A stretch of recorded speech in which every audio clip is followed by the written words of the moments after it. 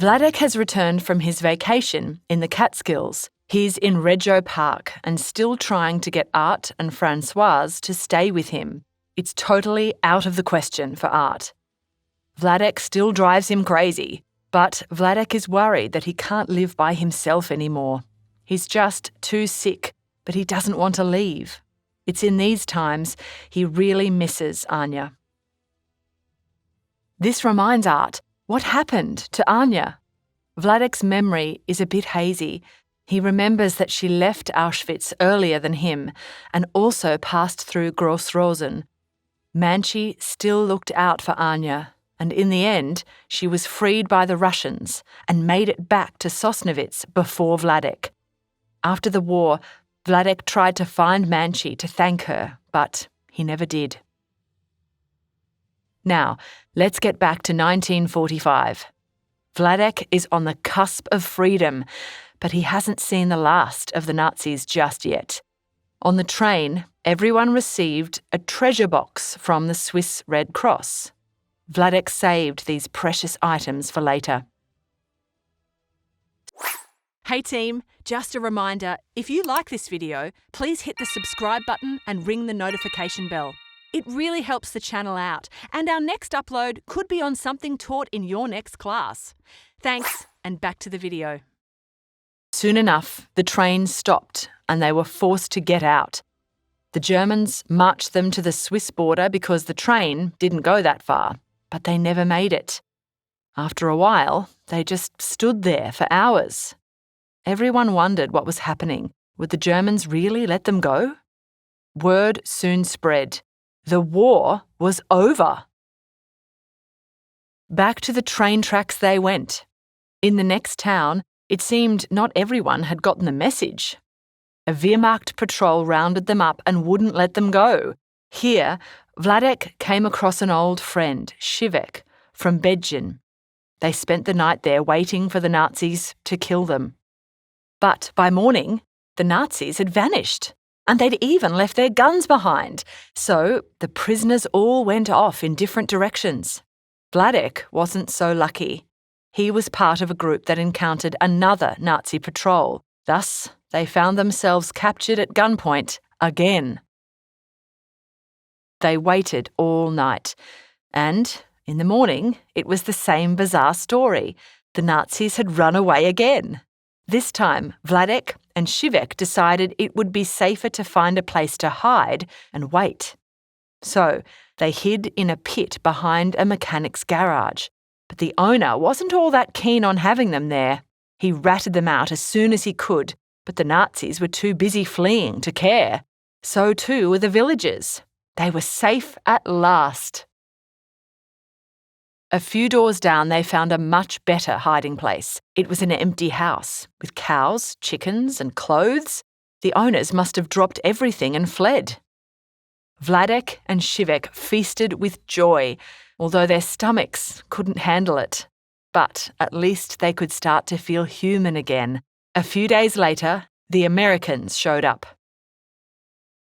The Americans needed to use the house, but they let them stay there as long as Vladek and Šivek worked for them. Vladek's English sure came in handy. The Americans called him Willie.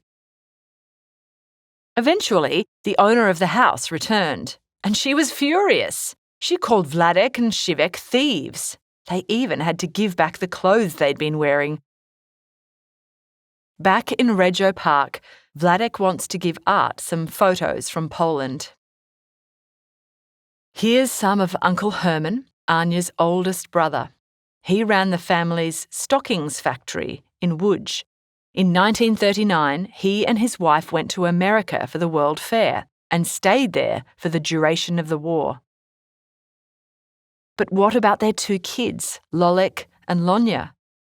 Lolek survived Auschwitz and went on to become an engineer and renowned college professor.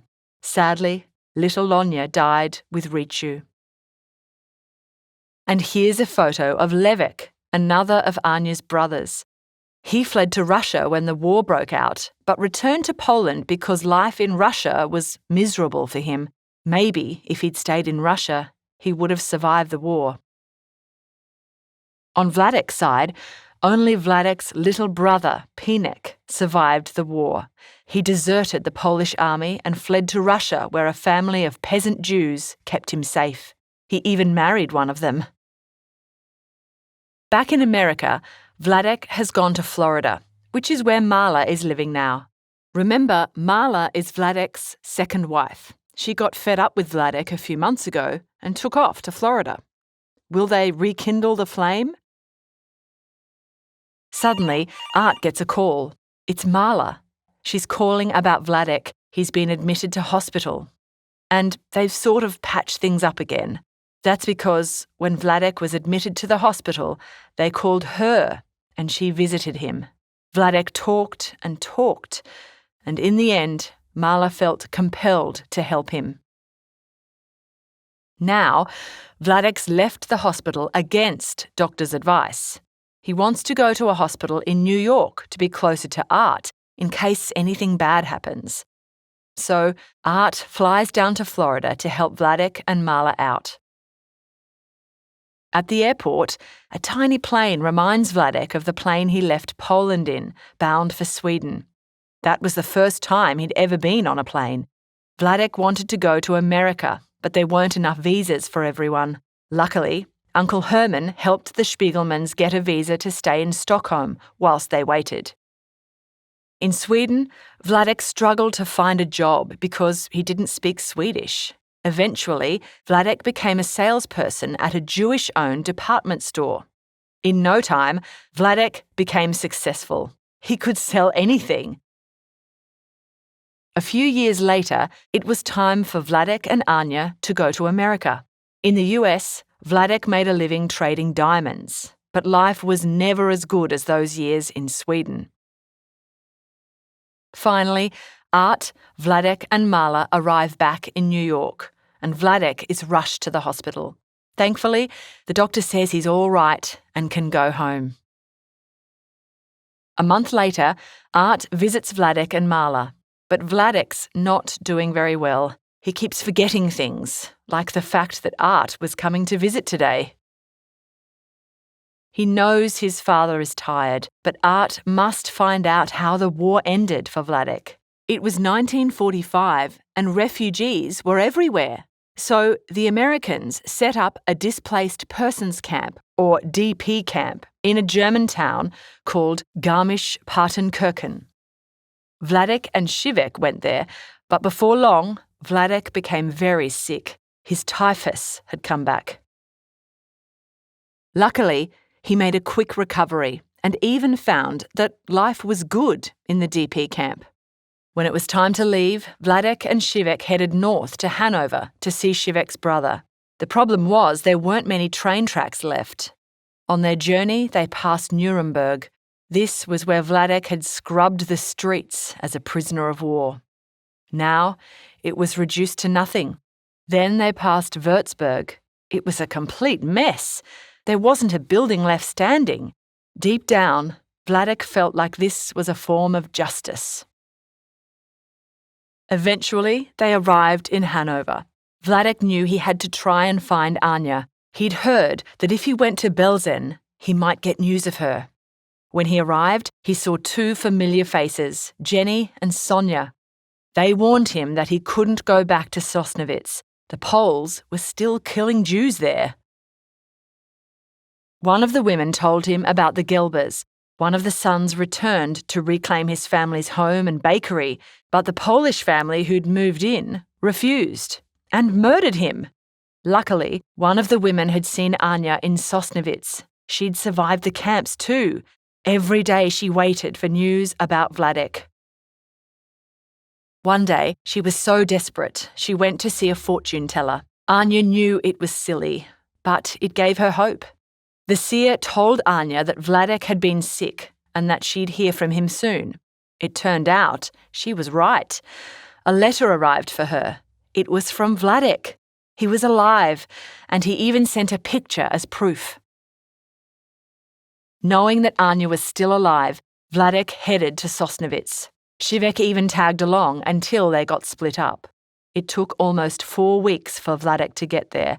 That's what happens when train tracks are bombed to smithereens.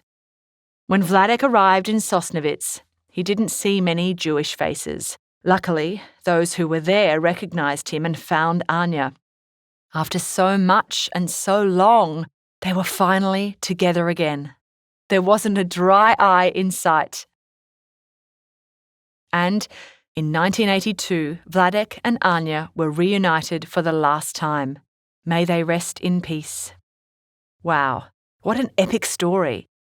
It really goes to show how hope, skill, and some crafty thinking can help you through the worst of times, not to mention a little bit of luck.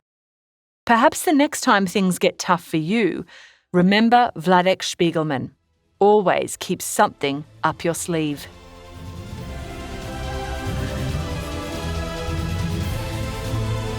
We hope you enjoyed this Schooling Online production. For more easy lessons, check out our other videos.